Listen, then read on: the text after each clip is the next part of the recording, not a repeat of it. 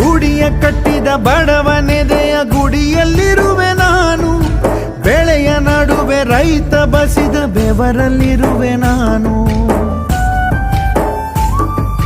ಕೆಲಸ ನಿನದೆ ಫಲವು ನಿನದೆ ಛಲದ ಒಡೆಯ ನೀನು, ಇದನ್ನು ಮರೆತು ನನಗೆ ನಮಿಸಿ ಶ್ರಮವ ಪಡುವೆ ನೀನು. ಬಿಡು ಮತಗಳ ಜಗಳ, ಇದೇ ಕೆಲಸವು ಬಹಳ, ನನ್ನ ಒಲಿಸಲು ಮರುಳ, ಇರೋ ಮಾರ್ಗವು ಸರಳ, ನನ್ನ ಸೇರ